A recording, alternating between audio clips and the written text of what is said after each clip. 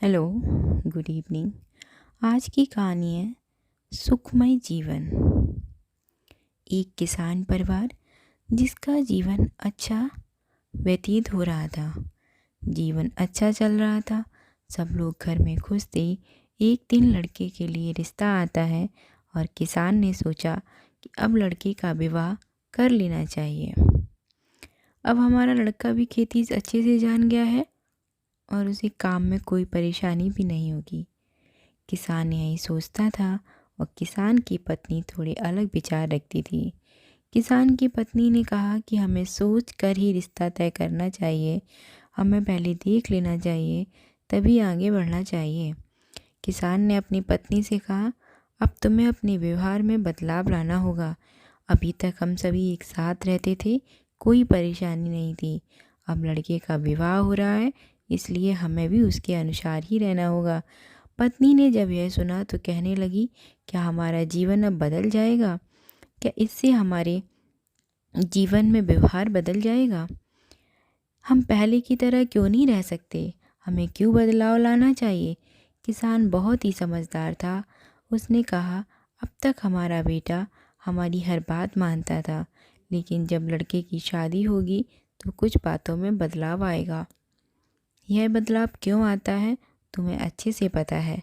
पत्नी ने अपने पति की बात पर गौर किया, मगर कुछ समझ नहीं आया। जब हमारे लड़के की शादी होगी तो वह इस दुविधा में फंस सकता है कि हमारी बात माने या पत्नी की बात माने। अगर वह हमारी बात मानता है तो पत्नी को बुरा लग सकता है, और पत्नी की बात मानता है तो तुम्हें बुरा लग सकता है। यह समस्या हमेशा बनी रहेगी, इसलिए किसी को तो ही हल निकालना होगा। इसका एक ही हल है कि अब तुम्हें ज़्यादा सोचना नहीं है, यह तुम्हारे लिए ज़रूरी भी है। अगर किसी कारणवश तुम्हारी बात नहीं मानी जाए तो तुम्हें गुस्सा नहीं करना है, क्योंकि अगर हम ऐसा करेंगे तो बेटा परेशान हो जाएगा।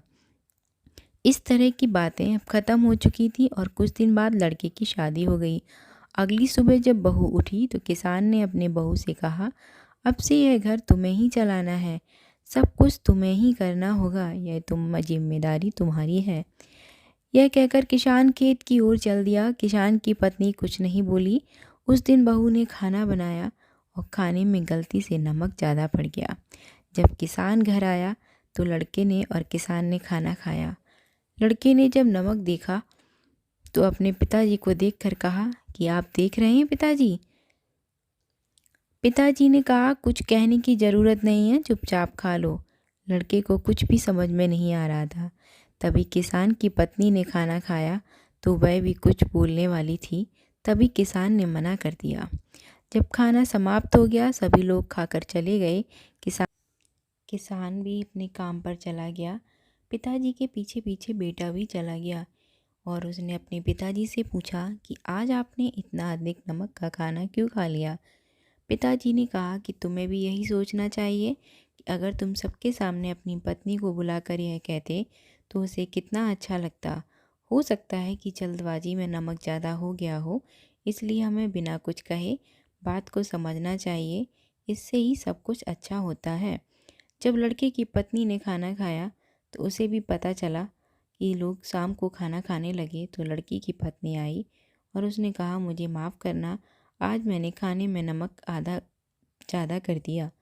पिताजी ने कहा कि इसमें कोई गलती नहीं है, जब हमसे ऐसा हो सकता है तो तुमसे क्यों नहीं हो सकता। सबके चेहरे पर मुस्कान नज़र आ रही थी, ऐसा लग रहा था मानो कुछ हुआ ही नहीं है। शायद हमें भी जीवन को सरल बनाना चाहिए, ना कि मुश्किल। आप लोग को वो कहानी पसंद आई हो तो कमेंट कर हमें ज़रूर बताएं।